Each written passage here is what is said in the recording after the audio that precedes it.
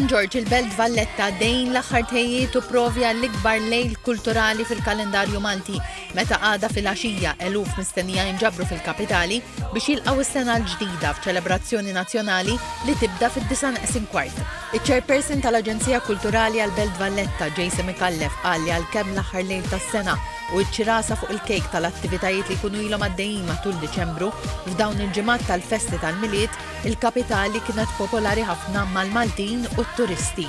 Tkellmu fuq in-numri straordinarji li kellna fl-aħħar xahar hawnhekk fil-Belt Valletta fuq il-gost illi tajna lil pubbliku Malti u t-turisti li żaruna, imma wkoll naturalment sodisfatti ħafna bil-rivisti internazzjonali illi issa ripetutament qed itellgħu il-Belt Valletta fost il-kapitali, l-aqwa kapitali 10 kapitali fl-Ewropa. Iċ-ċelebrazzjoni hija organizzata minn G7 Events u se tkun ippreżentata minn Ron, Jamie Cardona u Tarin Mamu Ċefaj. Il-programm jinkludi fost oħrajn lil Glenn Vella u l-band tiegħu, The Palace String Orchestra, Denise, Gaia, Klinsman u artisti oħra Maltin.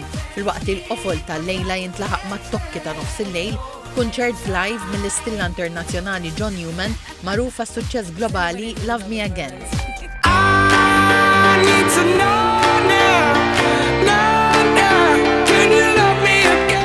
Il-programm jinkludi wkoll spettaklu tal-Lob tan-nar fil-Port il-Kbir, deskritt bħala l-ikbar wieħed sissa u li jista' jitgawda l-iktar minn tal-is u ħdejn dar il-Mediterran għall-konferenz il-Belt.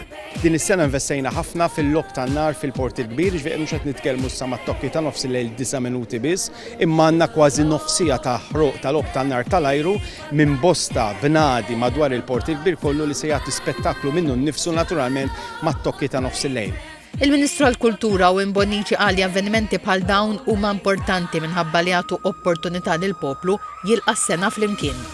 Il-Belt Valletta hija l-post fejn il-poplu Malti huwa xi jinġabar biex jiċċelebra mument importanti flimkien. U l-bidu ta' sena ġdida huwa perjodu importanti ħafna. U tkun opportunità biex il-poplu Malti jiġi jiċċelebra hawnhekk b'mod maqut is-sena l-ġdida. Għal dan l-avveniment, is-servizz tal-Valletta Ferry se jkun estis sa' sigħa ta' filgħodu waqt li s-servizz tal-karozzi tal-linja se jibqa' għaddej sa' satejn ta' filgħodu fuq 16 rotta. Għal min ma jistax ikun il-belt, iċ-ċelebrazzjoni se tixxandar dirett fuq Television Malta mid-9:30 ta' filgħaxija il-qudiem.